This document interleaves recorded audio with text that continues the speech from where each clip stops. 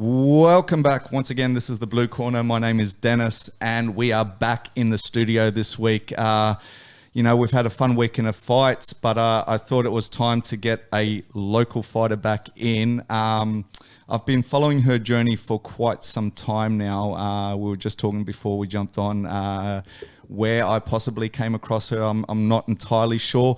But look, she's really been making some noise on the local scene, and she's a really exciting fighter to watch.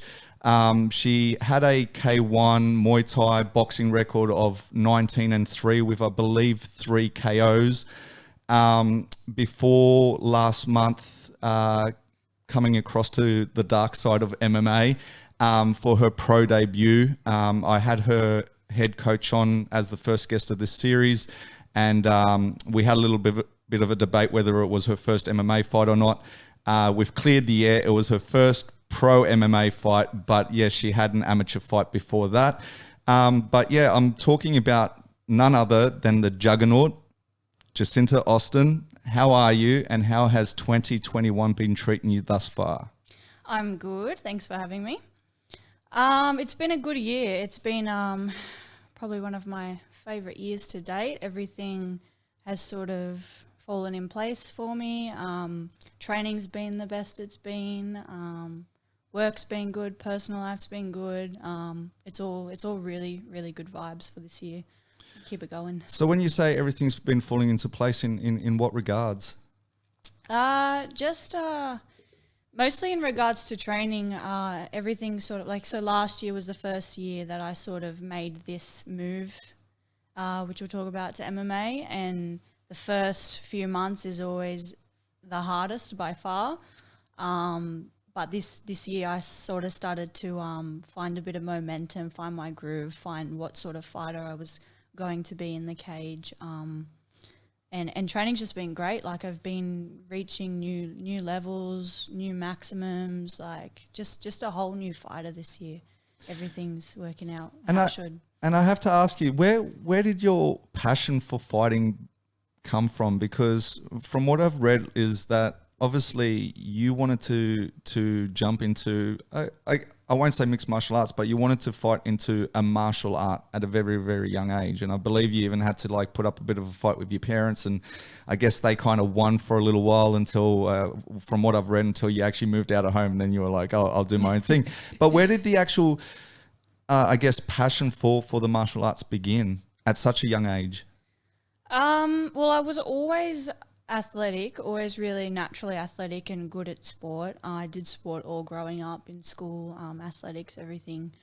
And I always thought it'd be really cool to do like karate, because growing up karate was the only thing I sort of knew about. I didn't know about Muay Thai or MMA even really. But I don't know, I just fell into it, and then the passion came. Like, I didn't really have a passion for martial arts before that. But once I fell into it, that's it. There was like no going back. So apart from karate, like what were some of your, I guess, sporting achievements? When you say you were always athletic and stuff, are we talking straight athletics like running and stuff like that? Or were you more into your team sports like your soccer and your basketball? I did play team sports. I wasn't the best at them, so I played soccer and basketball, but I wasn't like that great. But like track and field, so sprinting, long jump, high jump, long distance, the individual sports, I was really, really good at those. And let me ask you, in the team sports, was there already an aggressive side of you? Like, and I only say that because when I watch your fights, you're a very, I would say, a very aggressive fighter. From what I see is like you like to push the pace a lot. Like you're really not scared of like the fire, right? Like, and what I mean by that as well is, a lot of people, when you see them fight, they'll fight until they get tagged and then they take a step back, where a lot of your fights, you kind of welcome that. You get tagged and you kind of fire back straight off the bat, which, look, we'll get to that fight, but was that always part of you, or was that something that I guess you learnt over time? Well, like, even though people describe the way I fight as aggressive, I'm not at all in any way. an aggressive person. I'm just very competitive. So, you know, when there's a win on the line, I'm going to take it somehow, and it's usually through aggression.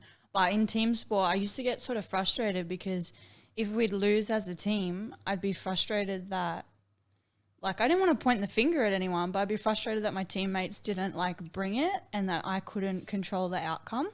Whereas with an individual sport, the outcome is all on me. So if I perform, I'll win. If I don't perform, I won't win. But I like having the responsibility to myself. And I can totally appreciate that. I mean, it's kind of like where I guess I moved over into the martial arts, obviously not in the same sense as you, but you know, I used to play a lot of basketball, and then it got to a point, obviously the pros never happened, and it was a social thing. And for us, I guess it was the reliance of the team just even turning up on a week-to-week basis, right? And I was just like, man, like I don't even know if I've got a game this week because I'm relying on other people, right? And a lot of the times teams would forfeit and this and that. And I was like, you know what? Like I just need something that whether I go or not, it's on me, and that's it. So I can totally appreciate that solo kind of mentality in a sense. But as I said, like, so you basically your parents didn't allow you to take up a martial art until you moved out of home. Mm-hmm. And then I guess it wasn't even a question anymore. You just went and joined a gym. No, it actually took a while. So I moved out at 16 and started martial arts at 19. So there was a few years gap there of me trying to figure life out on my own. Being 16 out of home, I had to work a lot. And I was still at school as well. So martial arts at that point wasn't a priority. I was always active, always doing something, always at the gym. But there were bigger issues to resolve being a 16-year-old out of home. So I found my feet for the first few years and then yeah, just went to the closest gym and it started there. And when you say you moved out at that young age, was that by choice? Partly my choice, partly their choice. Combined choice. What, you guys weren't arguing over this whole martial arts thing, No, right? no, we weren't arguing over martial arts, no. We argued over a lot of things. Like, I have a good family, so I won't, like, discredit them in any way. They're all good people. But they're very strongly religious, and I was butting heads with them every day on sort of what I wanted to do versus what they wanted me to do. And it was years and years of pent up disagreements that I sort of just went, you know, I'm old enough to make the decisions I want. I was always really mature. So, like, even though you say 16 is young, I was a very mature 16-year-old. So it was sort of like, all right, this is what I'm going to do. And to them, it was like, all right, well, if you're going to do that, you can't do it here. So, yeah, I mean, we're all good now. But it's just that headbutt at a young age. And I think everyone goes through that to some degree, right? And I feel like, you know, as you get older, you'll start to understand more where your parents came from as well, right? So, like, even though you say you were mature and things like that, and I'm not saying you weren't, but I'm saying you do look at life under different glasses, so to speak, right? So obviously, okay, so you spent 3 years finding your feet and then you step foot into a gym. Mm-hmm. Are your parents supportive now of the whole? I mean, because I mean, you know, you're not the type of person who's stepped into a gym and you're getting beat up. Like, as I say, your record's pretty impressive. Your techniques, you know, on point, and you're doing really well in that sense. So, because I always think, like, parents, the biggest thing is that they have a worry. Right? Like, at the end of the day, whether you guys are disagreeing or not, they don't want to see their child get hurt, right? But now that they can kind of see that it's probably you that are hurting other parents' children, right? I think the concern is more that it doesn't matter how good your record is or how much damage you put on someone. Eventually, everyone gets got, right? Eventually. I mean, unless you're Khabib or something, but most people, they get theirs eventually. So I'd probably eventually it'll happen. I'll probably get hurt in a fight, but I don't care. It's different if you're a parent. Obviously, you'd be a bit more concerned, but I don't care. And look, on that point, I think that if Khabib kept going, eventually he will get got too, right? Eventually. Like, eventually. Yeah. Eventually you'll get yours. 100%. So how did your what was the first gym you kind of stepped into, and what was the martial art that you kind of gravitated towards? So back then, so this was like almost 7 years ago now, it was called No Contest in St. Mary's. And I started in kickboxing in K1. So I just, actually I sort of like lingered around the gym for a while first, just watching, sussing everything out from the safety of the treadmill. And then eventually, like, I was there consistently. So one of the trainer was always like eyeing me off and just like, why don't you jump in? Like, you're always here watching us on time. You leave when we leave. Why don't you just jump in? So eventually I did. I was terrible at it. I was no natural ability. I was terrible at kickboxing. And then they had a good boxing coach there. So I was also working with him a lot. So kickboxing and boxing. Which is kind of how you led to your first fight too, right? Because I also saw somewhere, I don't know if it was an interview or whatever, and you were talking about that your first fight was literally your coach going, we'll get you a fight. And you were kind of like, I don't know about that. And I find that kind of funny too, because you wanted to do martial arts and then you obviously wanted to do it, I don't know, for a fitness, I guess, yeah, it was perspective. Fun. It's better than beats running on the treadmill, you know? It beats most like forms of cardio. But right at the beginning, you had no intention to fight, or when your coach originally offered you that fight or said he was going to look for a fight, you just didn't feel you were ready at that stage. Why was there a bit of hesitation there? I didn't feel I was ready, but to be fair, I've never felt like I was ready. I always feel like there's much more that I could be doing, but I just have such a high standard for myself that I never feel like I've reached that level that I want to be at. But I was like, I don't know. He gave me 9 weeks notice, so it was a lot of time. But I just didn't know about, like, the opponent he gave me was a bit scary. I didn't know. It's different in the gym, you know? It's different in the gym to being in the ring where someone's actually going to do everything they can to hurt you. So I was a bit hesitant, but I've always tried to, like, think to myself, if I have a coach on board and I'm not going to listen to him, why do I have him there? Like, if I've chosen him to be my coach, then I have to listen to what he says. And he felt that I was ready. So, and he said that, you know what, you're going to do it. He sort of didn't even give me a choice. He's like, you're going to do it. So I was like, all right, I'm going to do it. What's the worst that happens? Now, obviously, so you get the fight and as you say, you have 9 weeks to prepare. Was there any ever doubts in the middle of that 9 weeks where you were like still... You know, as you say, you kind of put trust, but I also know how these fight camps go and they're kind of like a roller coaster. But was there ever moments in that kind of fight camp where you're like, you know what am I doing? Not really, actually, because it's sort of like ignorance was bliss. Like, I didn't know what it was going to be like. I didn't know what it was like to have someone hit you as hard as they can in the face. I try and, like, I compare it to when I first went skydiving. I went skydiving and I was like, oh, this will be fine. It'll be so fun. You know, it's safe. Nothing will happen. And now that I've done it and I realize how scary it was sitting in that like dingy little plane and having to jump out, probably wouldn't do it again.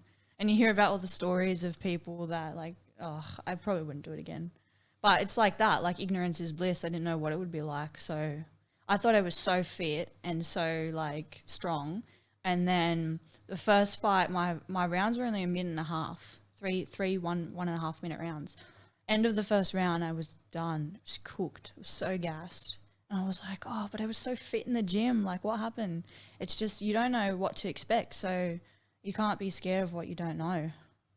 That's true, and it's funny you bring up the skydiving kind of example, because I remember the same thing when I went up skydiving. The first thing I thought of, and as you said, they're dingy planes. Yeah, rattles. Right, and the funny thing with that was when we were flying up in this thing, like the only thing that was going in my mind is like it's probably safer jumping out of this plane than it is to try to land the plane, right? Yeah. And the actual pilot had a parachute on as well, and I'm like, why is the pilot like thinking of jumping, right? Yeah. Like it just the whole mentality. But I get it, and look, that was the biggest adrenaline rush for me, jumping out of a plane until the moment I stepped into a cage. And that's why I kind of go, well, now that you are fighting, I think jumping out of a plane should be easy for you. I don't know. Not really. I have a thing with heights ever since that. It was terrifying. Like, it was fun, but you don't realize, like, some things in life, how scary they are until you've done it. And so what where does your drive come from? Because after talking to Alex a couple of weeks back, he was kind of like saying you're probably one of the hardest workers in the gym. And I know that your relationship, I mean, you guys only just started working together, or have you been working together for a little while now? So I've been officially moved in there for just under a year, but I've been working with Alex on and off for about 6 years. So I met him I was lucky enough to meet him at the beginning when I first started fighting, just through my trainer being good friends with him. So I'd always go up there. I used to go up there once a week for sparring. So I've always known him, always known he was a good coach, and just the way things have played out, I've ended up there. So just under a year, I've been full time with him. Yeah, nice. So when he says about your work ethic and stuff, as I said, like where does that actual drive come from? It's a good question. I think one thing is just like how competitive I am with everything. Like if there's anything I can do to make sure that I'm the better person on the night, I'll do it. I don't want to lose in front of everybody, and I don't want to look back and know that I lost because I didn't work hard enough. Like I've had losses, everyone's had losses. And when you look back and you can pinpoint why you lost, like there's so much regret. Like if you didn't work hard enough, like especially with MMA, like it's dangerous. It's not, kickboxing's dangerous, but the level of danger isn't as high. So with MMA, like there's so many variables, and I just want to make sure that all my bases are covered because I want to take this all the way. And you've just got to, like, with all the disciplines that are involved, like you've got to cover every base. You never know what's going to get you on the night. So just like how competitive I am, and just I know what I want, and I don't think everybody is lucky enough to know what they want. I know what I want. So I'm just going to put all my time and energy into getting what I want. And when you say you want to take it all the way, what are you kind of meaning? Well, this is what I want for me, for my career, for like full time. This is how I want to make a living, and this is where this is the thing that I want to reach the top of. Like I work still, but I have no passion for my work. I don't want to. I chase the promotions and chase the big money. I want to chase like the world stage in fighting. And has it always been the end goal to do it in MMA, or do you think, obviously, because you have got the history in kickboxing and Muay Thai, like do you think you'll go back, or has that kind of been a stepping stone to get to MMA? In hindsight, now that I look back, I feel like it has all been a stepping stone, and it has worked out the way it has so that I can fight MMA. I used to want to think that I would be like a professional kickboxer, or which I was, but I would go further with it. But the way things worked out, if I think back to it now, everything has sort of worked out so that I can transition to MMA. I think so. And with the kickboxing, how many titles have you got? Because I've seen a couple of photos, and it's impressive. You've got a few belts there. Like I have 10. So some of those are title defenses, and then some of those are new titles, so state, national, Commonwealth, and South Pacific. I never got a world title in kickboxing, but that's okay. We'll get a different world title one day. Do you think you still go chase that, or you're done with the kickboxing? Like you are literally coming across to MMA now? I'm coming across to MMA. That's what I want. Not saying I would never fight kickboxing again. Like if a good opportunity came back up on a good show, and I had nothing else planned, then sure. But MMA is what I want full time. I just enjoy it so much more. Nice.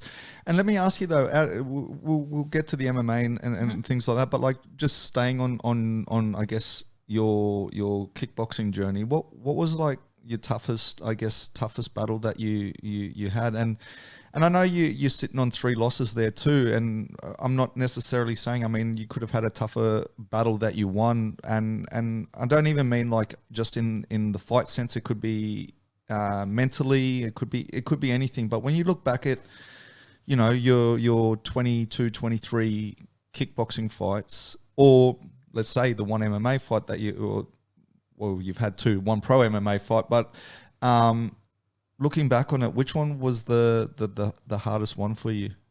This one that I just had was the hardest prep as in hardest on my body and my mind and my schedule, because it took so much more time than a kickboxing prep did.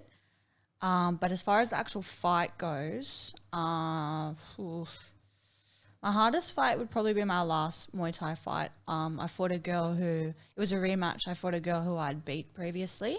So we fought a second time and I had a close loss.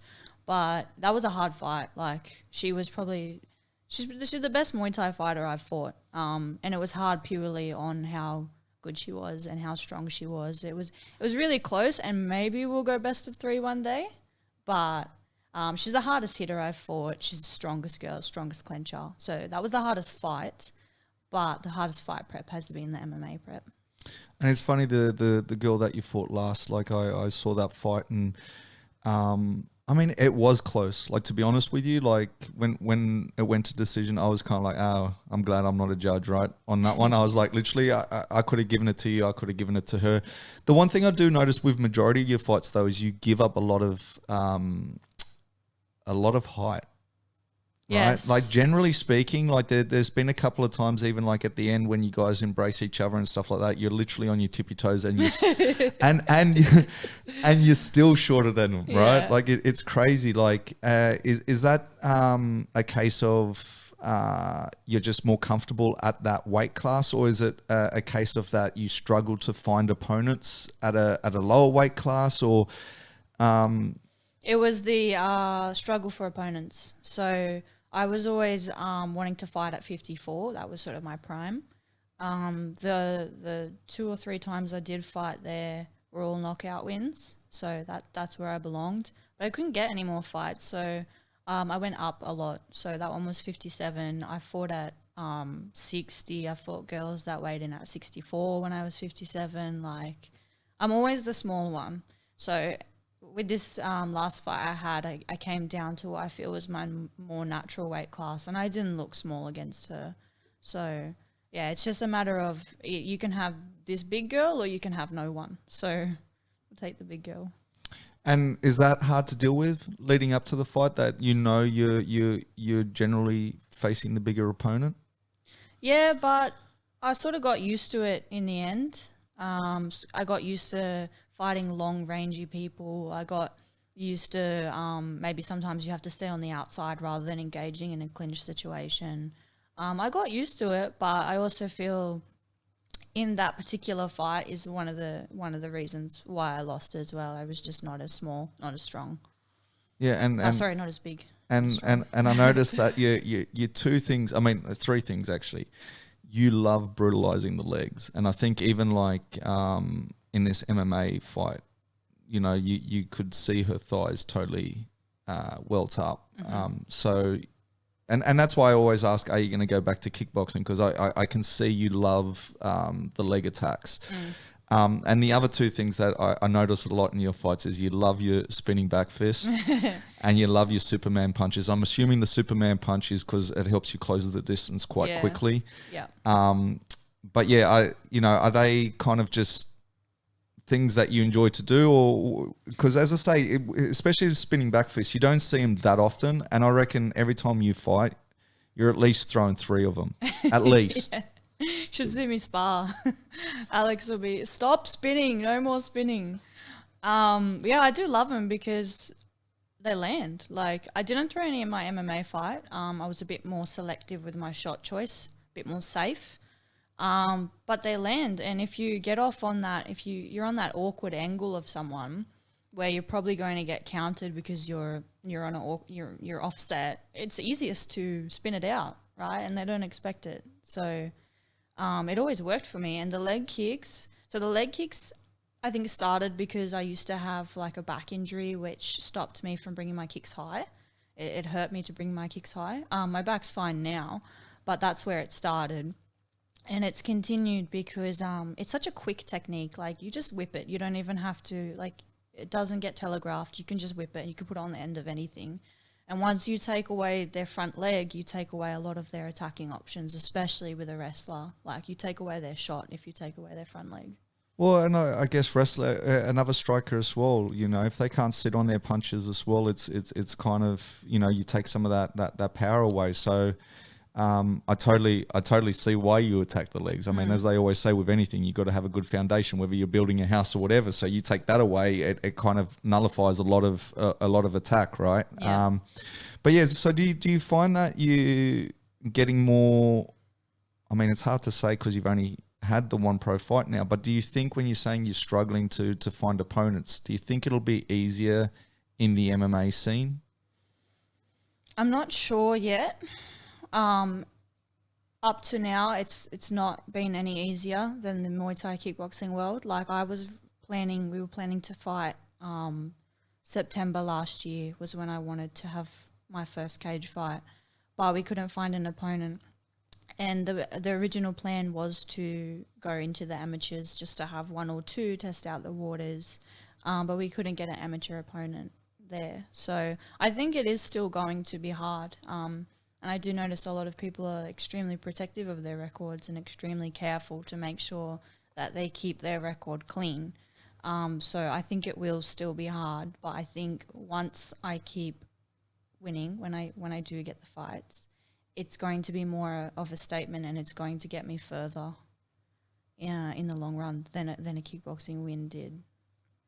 And what did you have your amateur fight? Was it with the IMAF? Or no? IMAF, yeah. Yeah? Yeah. So was that up in the Gold Coast or? New Zealand. New Zealand? Yeah, Auckland. We went to Auckland. How was that experience? Fun. It was really fun. Like, so I was going there for kickboxing. I was gonna do the K1 championships. Which originally was supposed to be an 8-woman tournament, but as it turns out, 8 women did not turn up. And there was another Aussie girl going. She was going for the MMA. So we were all supposed to be on like Team Australia and compete in MMA and K1.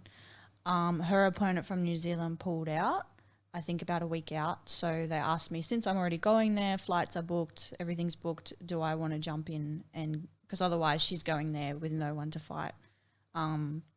So I didn't say yes, but my trainer said yes, and I did it. And how did that one work out for you? Because obviously there you're preparing for K1, and as you say, like the training camps are quite different. And then you're getting thrown into, I guess, the MMA arena. Like how did that all work out for you?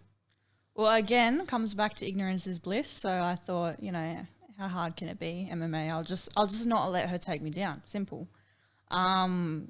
She did take me down quite a few times. But we didn't really do a prep because I was more focused on winning the K1 because that's what I was there for. And the MMA was just going to be something extra that I gave it a shot. And the MMA was supposed to be after the K1 so that at least I'd be fresh for my championship fight and then go do the MMA. But they swapped it around on the day. So I had to do the MMA before the K1. So I had about 2 or 3 hours between each fight. The MMA was really fun. Like, I had a good go. I won the first round. Second round, she sort of caught on to, okay, this is a striker, let's take her down. And I did manage to survive the grappling. I even took her back once. I had her in a few, so I knew what a guillotine was and I had the position, but I had no idea how to finish it. So, it was fun. It went all 3 rounds. I lost a split decision, but I had fun. And even when she was hitting me on the ground, I was fully mounted. Even when I was getting hit in the face, I was like, this doesn't hurt. Like, hit me harder. Like, so it was really fun. I took her back in the second round. So this is where Alex tells the story wrong, but I'll forgive him for that. Okay, I'll just stop you real quick. So Alex was the first guest of this series. He came on and he kind of told a story about Jacinta when I said she was going in for her first MMA fight, and he corrected me and said, no, she's already had an MMA fight, but I was actually talking about pro fight. He was talking about MMA fight in general, and he gave a little story which you're about to now give your version of it because you say he is wrong on it. So, yeah, I took the back. I knew how to do a rear naked choke because we did that, before we left for Auckland, we did a couple of days here. And then we did it in the back room. He's like, just in case you get on her back, this is how you finish a rear naked choke. And I was like, cool. So I got on the back, put my hooks in, because that's what he taught me to do in the back room, put the rear naked choke on, had it, ding, ding, ding, the bell goes. And I was like, oh, like imagine if the striker wins by submission, I was pretty excited. But it didn't go that way, and that's fine. Like I still learned a lot, and I had fun. So I lost that decision, but that was fine. I then went back a couple of hours, won the K1, and that's been the beginning of a whole new journey. So I'm really happy that it happened that way.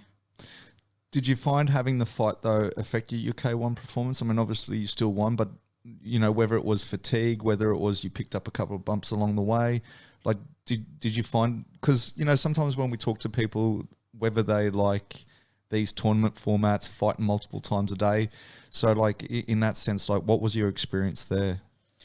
I was a bit like down on myself, because even though I wasn't an MMA fighter, a loss is a loss to me and I hate losing. So I was still down. I was a bit tired because I wasn't like a grappler, so I wasn't grappling fit. So doing a 3-round fight of grappling took it out of me a bit.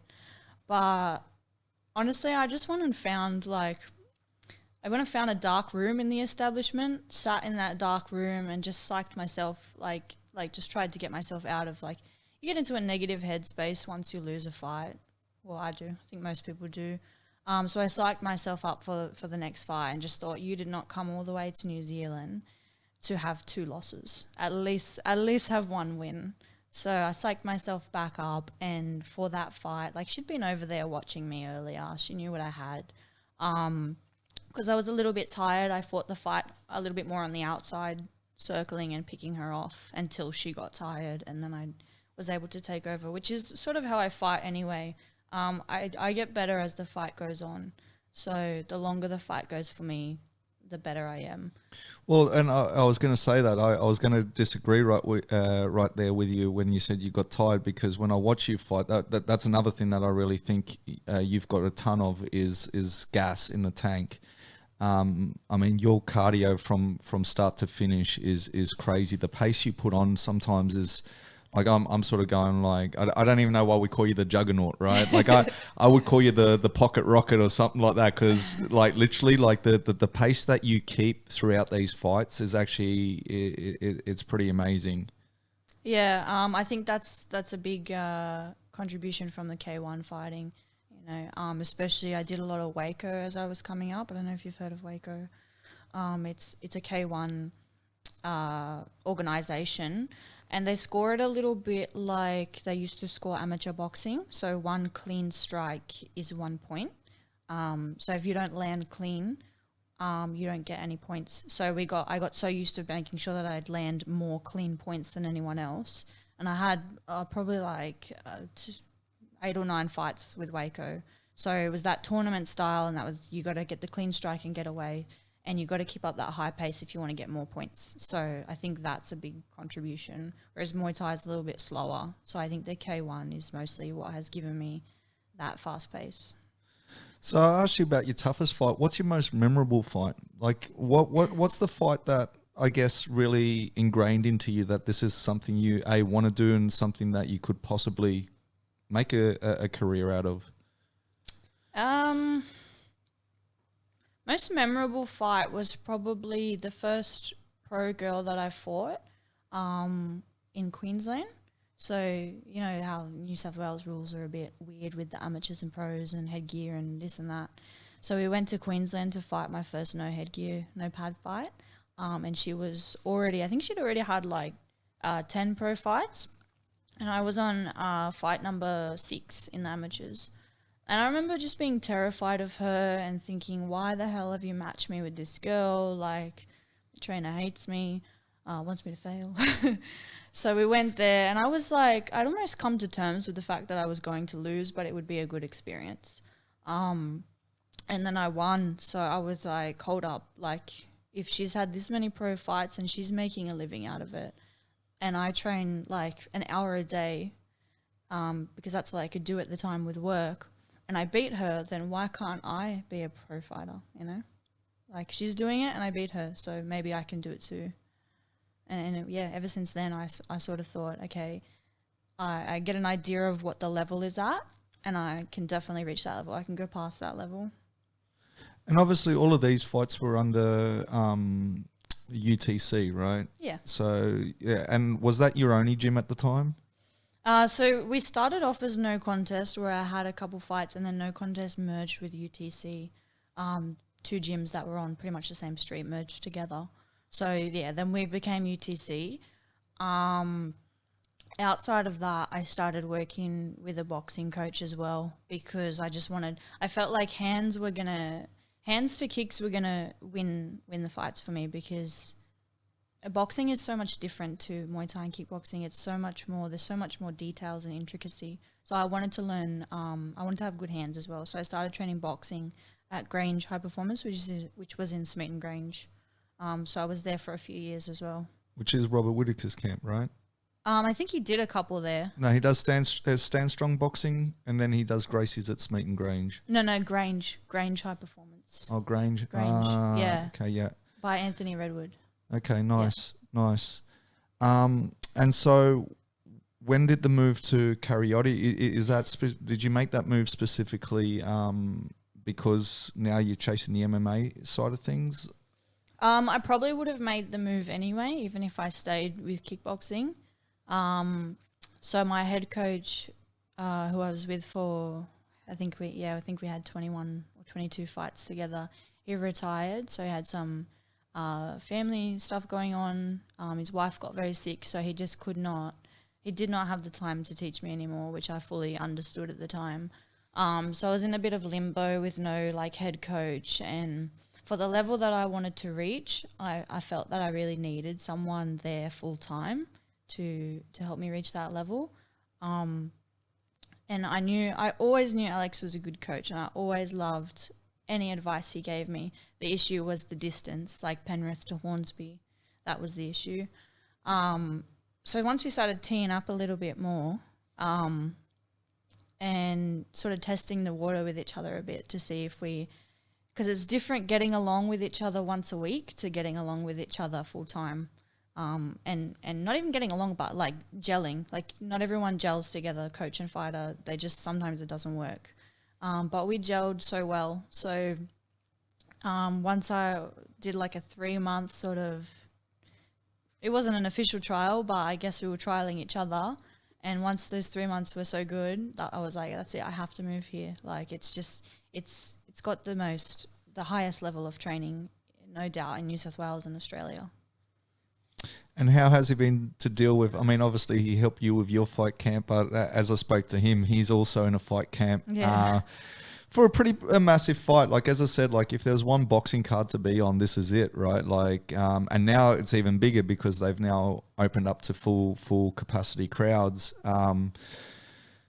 How has he been the last couple of months? Has it shown a little bit, like, whether it be to do with the weight cut or just even like the stress levels of having to coach people like yourself, but then also having to worry about obviously the task that he's got coming up this week? Yeah.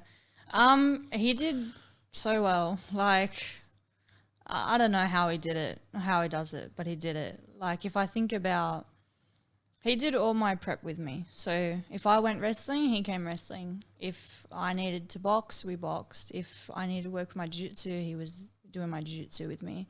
And not just supervising, he was doing it with me. So he was taking me down. He was submitting me. He was boxing with me. But I don't know, it was sort of cool because we were both like doing camp together. So if I wanted extra session, I'd be like, oh, do you want to like train in the morning and we can do boxing, because he's fighting boxing and boxing is super beneficial to MMA. So it was cool. We sort of got to do our camp together. But I don't know how he did it between, like, I'm not the only fighter there as well. There are other boxers that were prepping. There was other kickboxers prepping. There's the jiu-jitsu guys competing in comps, and he was there for all of it, plus his own fight prep, plus his family. So, I mean, I think everyone's going to be surprised tomorrow. You think he's ready? Definitely. definitely. Or do you or do you think the fact that he's had to spread himself out and this is what I mean, like I know Alex is the guy and I wouldn't expect anything less, but do you think that the fact that he cares about his fighters and he's still giving them that time, do you think, you know, it could affect his performance in the long term in that sense? No, just because the time that he does have to himself to train, he's not wasting time. Like sometimes if you have endless amounts of time to be at the gym, you're stuffing around for a lot of those hours, or you're talking, or you know what I mean? But he is getting it done. And to put it into perspective for everyone, he would be with me from 5 p.m. some days or 4 p.m. other days. He would finish with me at 8:30 p.m. Then he would go train himself. So, I mean, I think his level of determination is going to, and his mind, like maybe he's not as fit as another boxer. I'm not saying he's not. He is. But if he wasn't, his mind, he's too smart. He'll outsmart him. He'll know like what approach to take depending on how he's feeling.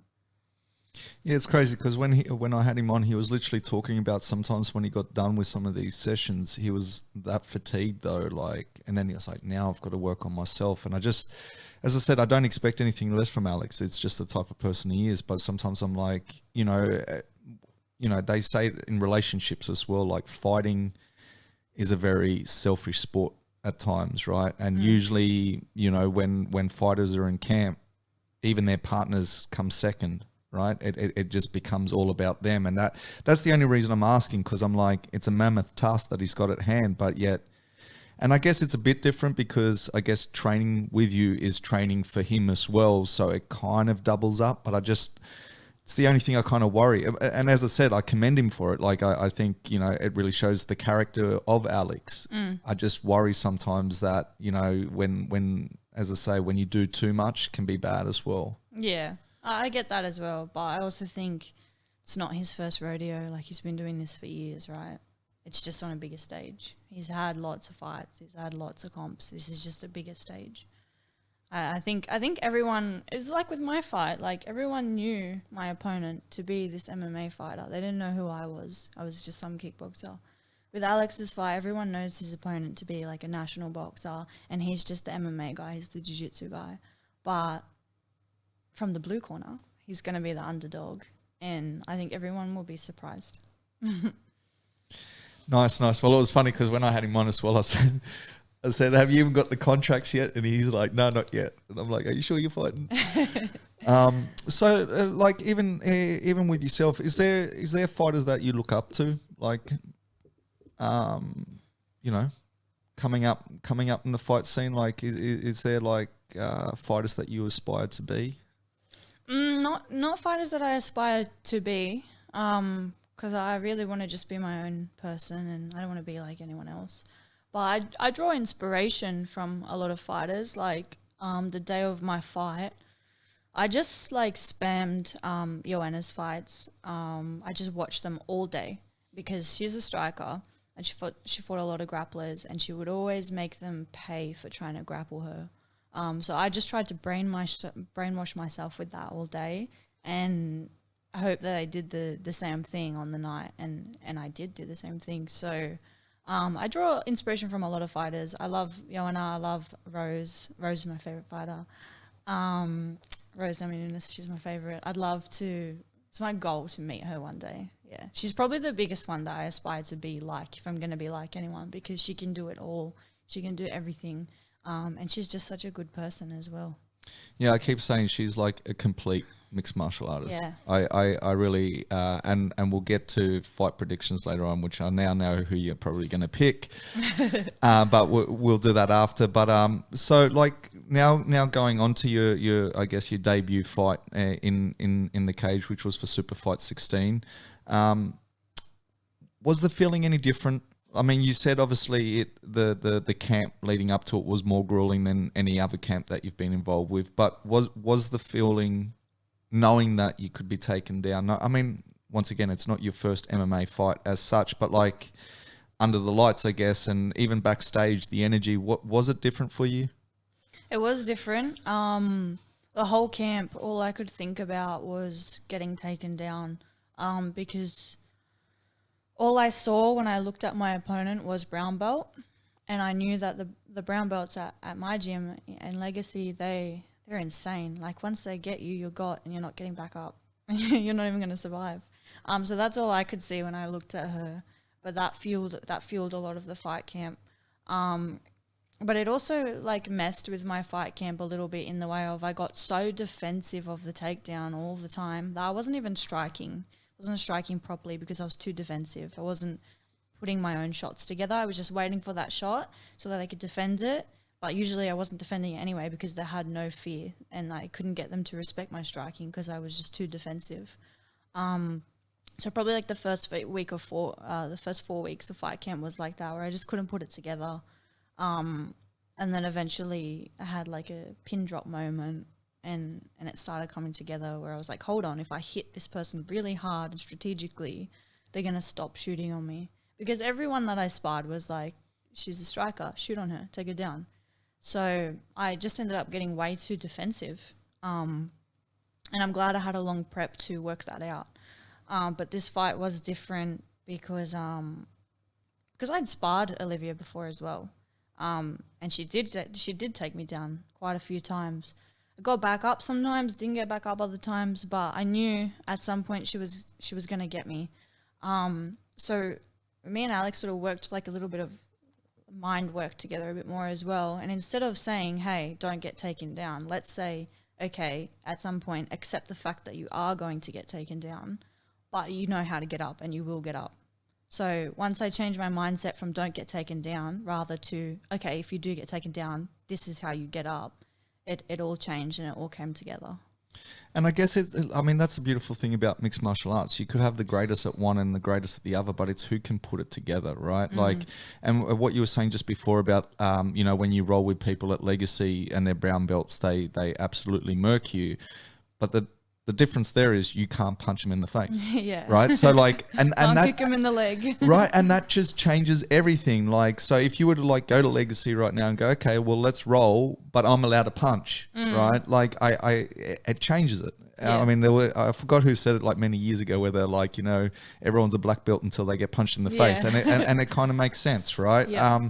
So I kind of see where you're getting at. I mean, look, I had, Miranda Maverick on last week, and she was the same. She said to me afterwards, she said, look, the amount of grief she was getting on the socials where people are like, you're facing a black belt, you're not a black belt. If you get taken down, you're screwed. And she straight up said to me, she's like, I'm ready to prove all these guys wrong. And her performance, I reckon, was probably one of the most dominating performance of last week's card. It was incredible, and she did get taken down in the second round where you're kind of like, okay, it was a bit 50-50, but then in the third round it was kind of like I even felt like she had the better of her on the ground as well. Like well, like she said, she's a grappler too, right?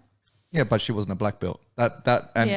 And I guess that's what everyone was kind of pointing out. They're like, because I think she's a brown belt, and they're like, you're a brown belt, she's a black belt, and it's like, exactly. And I think it is just more mind games anyway. And the people that are pointing it out are probably a nothing belt. Like, that's true. That's true. But like, yeah. So backstage warming up and stuff, same, different. Different. Like, I don't know how. Normally, when I walk out for a fight, I have like a lot of dread, and I have an escape route planned in case I need to get out of there, in case I want to head for the exit. And my nerves are always peaking, and it's dread, and I don't want to walk out. But this time, I'm not sure why. I think it was because the prep was so good and the people I had around me for the whole camp was so good. I was calm and relaxed and ready and focused. I've never been so focused before. And I just knew that I've done everything that I can possibly do. The fight's going to go how it's going to go, but either way I've done everything. And it worked out well for me, and I enjoyed every moment. I was just so like at peace for the walkout. I've never been like that before. And I have to ask, like they always talk about visualization. Did it go the way you visualized it? It went the way that we had strategized it to go. I visualize a lot of different scenarios. I visualized being mounted and punched in the face. I visualized having my back taken and what I would do about that. But it went the way that we had been planning for it to go for 7-8 weeks. It went exactly how we wanted it to go. Only thing that could have been nicer was a finish. Yeah, and I saw that you obviously went back to your kickboxing though as well, because as I said, you really brutalized that leg. I mean, that showed. First camp using the fight dietitian? Yes, Yeah. First camp. And how was that experience? Well, first, let me ask you: is it the first time you used a dietitian, or first time you used, say, Geordie or the fight dietitian? First time I had used the fight dietitian. Yeah. It was so good. Hey, like I'm not usually one for like getting on the hype train of what's like the cool thing to do, but with this fight being at such a low weight class as well, I thought I'm not going to get there on my own, which I probably wouldn't have made that on my own. And MMA being so grueling, I'm going to need energy. Like my sessions go for 4 hours sometimes, and I need energy for that. And once I saw like all what the fighters were eating, I was like, hold on, I want to eat that in fight camp.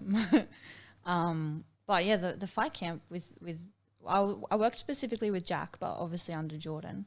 And it was amazing. Like I felt so good. My weight was coming off slowly, but that's why I felt so good. It was a slow process, but that's how you go about not feeling depleted, right? And the food was so good. The cut was good. It was the best one I've had at the lowest weight division I've ever fought in. So yeah, I honestly I recommend everyone to use them. Yeah, which is kind of crazy because when they posted those videos of like, this is what such and such, I think Leon Edwards was the first one. He's like, this is what he eats, leading up to the scale. I was kind of like, I don't even have a fight. And I'm like, I want that. I want that. Like it actually looked really good, like the banana pancakes and stuff. And I'm like, I'll have that too, And even little things like bread. Like I never have bread in fight camp. Wouldn't touch it.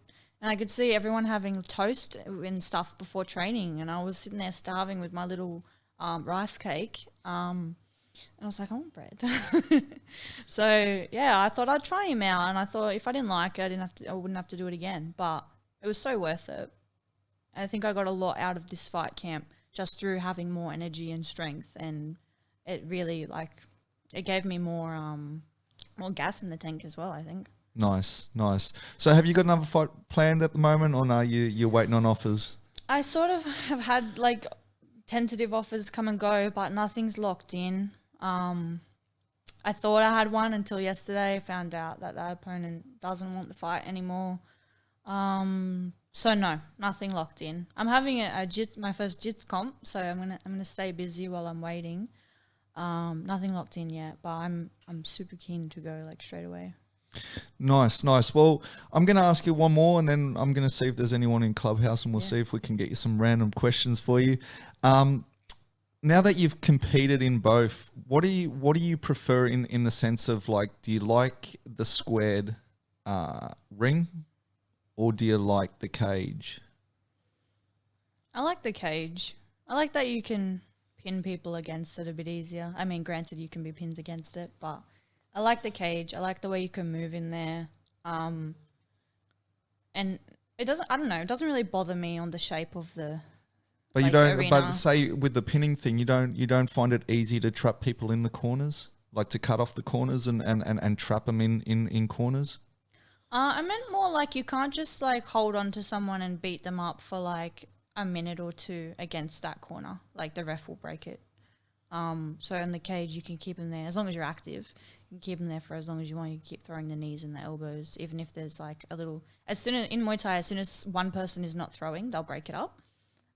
So I like that, like grueling. Like you can just pin someone and keep elbowing, keep kneeing, tripping, everything. I like that. But in saying that, I don't really care what I fight in. Nice. Well, let's open the line and we'll see if we can get anyone out there. I can see that we've got another couple of MMA fighters in the room, but we'll see if there's any questions.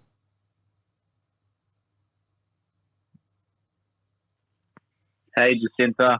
Hello, how you going? Great podcast. Just could you walk us through like your schedule, your week on your training schedule, and also like what you do for recovery? Yeah, sure. So everything I incorporate into my fight camp. So I have strength, wrestling, jiu-jitsu, boxing, kickboxing, and then obviously the recovery. So I do pretty much all of those things every day. So in the morning, I'll do like a striking session or a strength session. Or I've actually added a wrestling session, Central Coast, once a week. And then at night, I break down. So I train all the disciplines separately. So I'll train boxing with boxers, jiu-jitsu with jiu-jitsu guys, wrestling with wrestlers, so that I'm sort of getting like the best of all worlds. And then twice a week, usually on like a Friday and Saturday, I'll put that together into MMA rounds. So the duration of training is probably about, depending on the day, but about 4 to 5 hours a day, broken up between morning and night. And then recovery, I usually either, if I'm feeling really beat up, I'll take like a day off. I'll take the whole day off. I won't even like run or anything. I'll just take the day off. Other than that, I'll swim. I like to swim. And yeah, massages, stuff like that. I have to say on that, do you how much running do you do? And I only ask this because the person that just asked you the question probably does does kilometers every single day. Oh, really? Do you find that running daily helps, or do you think there's a point where you? Because to me, I run one day, I've got to let my knees recover for the next 3. That's just me, right? Yeah. But yeah, with doing the road work, how important? And I only ask that because, as I say, like your gas tank is incredible. So I just want to know how much road work you're actually doing. Next to none, actually. Maybe once a week. Maybe once a week I'll go for a run, and that run will be like pretty short, 3 or 4 Ks. As I get closer to fight camp, I'll incorporate sprints, but I don't really run. So the sprints will be like a treadmill, interval sprints, or like hill sprints, but they're short. They're like 20 seconds each. I don't really do road runs. So is it fair to say that you get a lot of the endurance then, as you said, from swimming? No, because I don't swim much either. I swim like maybe once a fortnight. And when I say swim, I mean like go to the beach and like chill in the water. I don't really swim laps. My endurance just comes from the training itself. So I think rather than going for a 6K run, I'm better served doing 5 rounds of live wrestling, or 10 rounds of rolls, or 5 rounds of sparring. Like I just feel like I get more out of that. Everyone's different, and I think running is good for a lot of people mentally. They just to know that they can run if they're going to do 8Ks, if they just know that they ran 8Ks, they feel a bit better about themselves, which I used to be like that. But now I'm like, I'd rather spend my energy doing something practical, something more relevant to my fight. Nice. Yeah, as I said, I mean, I like to run. My knees don't. Yeah. It is what it is. But we'll see. Is there any more questions in the clubhouse? I always like to give them just to double up on Alex's first kind of question. When you said, if you're feeling a bit tired or worn out, you'll just take that day off. Do you just do that based on feeling, or do you track, I don't know, using any of the trackers, the Whoop or Aura or Fitbit or any of that, or is that just based on feeling? No, I don't. My strength coach has actually asked me to get one of those heart rate monitors, and I am getting around to it, I promise. But no, I go on how I feel. So if my body's all locked up and my neck hurts and I feel like I have no energy, that's when I know that I need to just chill out, or even just take the morning off and train at night, or vice versa. But I think because I'm not like lazy, like I never take a session off because I can't be bothered. So I know when it's time to take one off, because if you push it while you feel like that, you'll probably get injured or you'll just feel worse. So yeah, I don't have any guilt about doing it either because I know that it's going to be beneficial. And when you say your body's tied up and stuff, do you spend a lot of time, say, at the physio or at the chiropractor, or do you use any of those kind of services, or not so much? I use physio when I need to. So sometimes when you do a lot of wrestling and jits, you get like nervy in the neck, nervy in the back. So I use physio if I need to. But actually a lot of it is with my strength coach. So everyone like hears strength coach and they think powerlifting or something. But we incorporate a lot of rehab together and a lot of physio. Some of my sessions are purely just movement and recovery. So before anything can get too bad, he's already on top of it. Nice. Do we have any more questions? Yes, me. Pick me. Hi, Jacinta. Hi. I just wanted to ask you a quick question. It's kind of like a two-part one. It's just something that I really enjoyed. So when you fight, and I think you also put an Instagram post up about, that win wasn't so much about proving the doubters wrong. It was more about proving the people that actually care and believe in you right. Yeah. So I just wanted you to touch base on, I guess what it means to you to have such a great team behind you. And, we all know some of the people that you hang out with and that support you like crazy. And whether or not, some of your success is a lot to do with that, or for you, like mentally and how you deal with things and how you push through if you're doing something, yourself to create that, discipline and, unshakable mindset to get through, or if it really is a lot to do with your team. Like this year, how I was saying that I feel a lot better everywhere in my mind. My mind is a lot better place to be lately than it used to be, is because of my environment. That's why I feel better. The team that I have and the people that I do have that believe in me. But with the fight that I had a lot of people saying to me that it wasn't a good fight for me. Mostly they were people who were already in the like MMA world or the jiu-jitsu world. So I had a lot of people say like straight to my face that it wasn't a good fight for me, or they'd say to Alex that it wasn't a good fight for me. But none of those people, this is what we talked about, is none of those people are at the gym with you every day.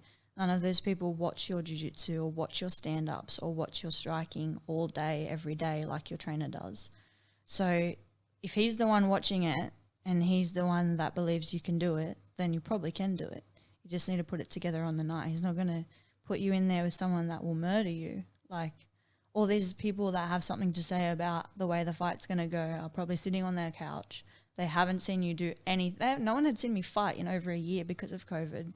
And nobody had seen me fight since I moved to MMA. Like I'm not going to fight the same way I fought K1 as I did MMA. So yeah, I guess just having the right people around you and listen to the opinions that matter and the opinions that don't matter. Well, what do they know, So yeah, I think I answered the question, hopefully. You definitely did.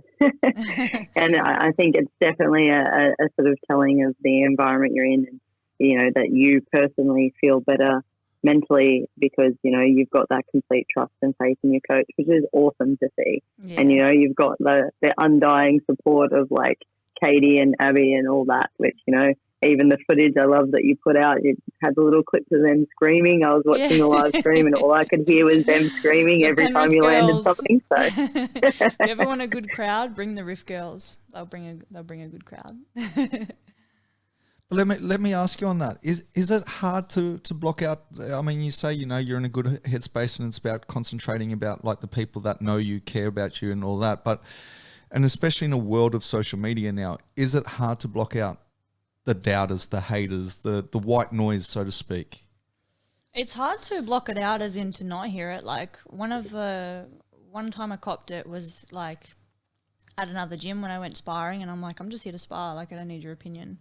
Another time I copped it was when I was trying to buy new gear. I was at a store. I won't mention the store, but I copped it there as well.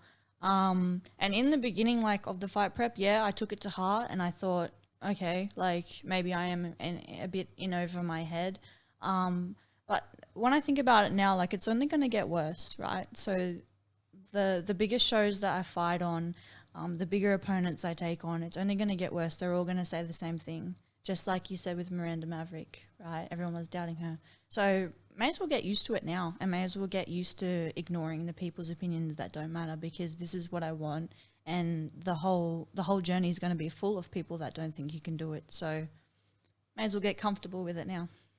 Well, it's crazy. And just to clarify, not everyone was doubting Miranda either. She had her supporters as well, and she was in the same mindset. She's like, I'm going to prove the haters wrong and also my supporters right? So it is totally a mindset. We'll throw it one more time to see if there's any more questions in the clubhouse. Otherwise, I'm going to get a few fighter picks from you, and we'll call it a day. Mm-hmm. So we'll just open the line.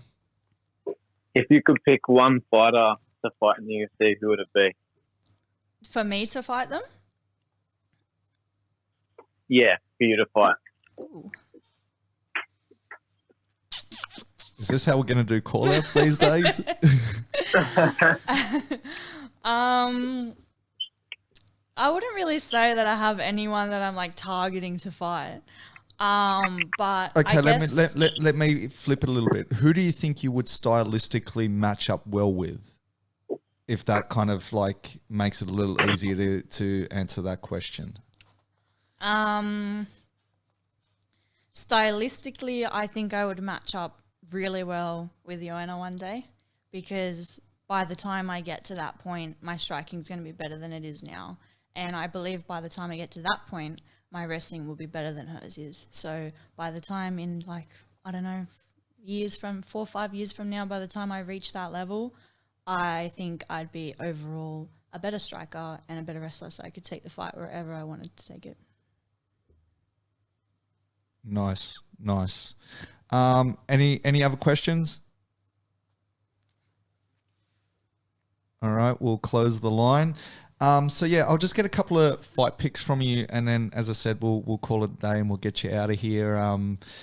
So the first one, obviously, which I said before, you've kind of answered, but we'll go with Whaley and Rose. Who do you pick for that fight? How do you think that fight goes down? I pick Rose, obviously. I'm a diehard Rose fan. I think she just has, they both have all the skills, and you never know. But I think Rose is just that, she's just got so much, more finesse to her, and more, she's trickier. So I'm gonna obviously go with Rose. And one thing I've noticed through listening to a lot of Rose's podcasts and interviews is, as long as she's in the right mindset, the fight is hers. Whenever the fight hasn't gone her way, it has been entirely mindset. So I think as long as she turns up in the right mindset, the fight is hers. And I think it will probably go either a late submission by Rose or decision. That would be my guess. Nice. And the other girl title fight, that's, I believe, on the same card, Valentina versus Andrade. Yeah. How do you see that fight? Valentina by knockout is how I see it. Round 2 or 3. She just has so much bang for buck on her strikes. And, do you see her as the most complete mixed martial artist? Short of Nunes, yes. I think they're both complete. Or do you feel like, Nunes is the same thing. Do you feel like anyone's going to challenge their titles anytime soon? There's no one in the division at the moment with Shevchenko that I feel like would challenge her. So I think it's just a matter of waiting for the next up-and-comer, really. I think everyone that's there at the moment, I don't think they can do it. But I think, like we said, everyone gets got eventually. So we might have to wait a few years, but she'll get got. But for now, she's the most dominant, complete fighter. Yeah. And then the last title fight on that card is the Usman versus Masvidal number 2. How do you see that? To be honest, I don't really have a prediction on that one because I haven't followed both of their journeys enough to have an opinion. Fair play. And then Whittaker versus Calvin? Well, I have to go with Whittaker. I have to. I'm going to go with a knockout for Whittaker. Nice one, nice one. And then we'll just do hypothetical right now. This last weekend, Francis obviously knocked over Stipe. He's now the new heavyweight champion. Obviously, people are now saying, well, John Jones was kind of promised the winner of that. Since then, now Dana's kind of saying it might be Derek Lewis or it might not. And it's more, I think, a money thing right now because John Jones is saying, show me the money. And Dana's saying he doesn't want the fight. But just say they make that fight because I know it's been up for huge debate. John Jones versus Francis. Who do you see in that fight? How do you see that one play out? I don't know how it would play it. It could play out a lot of different ways, but I would have John Jones for the win. I think, yeah, I would have John Jones for the win. As in, but would you see it going the distance, or do you think he gets the finish on that one? It's so hard to tell. I don't want to be wrong. The distance. I want to go the distance. Nice. Well, that's pretty much it. So, like, as I said, like, thank you for coming on down. Thanks for having me. It's been fun. No, and for people that obviously want to get on your train, and follow your journey, and I suggest people do because, as I said, like, I don't think I've seen a boring fight come out of you yet, right? Granted, all of them, all but one that I've seen anyway has been in the kickboxing. So there's been a lot of striking and a lot of action. But as I say, you are the kind of fighter that obviously brings the pace to a fight. What's the best way for people to kind of follow your journey? Probably just on Instagram. I used to have a fighter's Facebook page, but I got annoyed with having to keep up both of them. So just probably Instagram's the best one.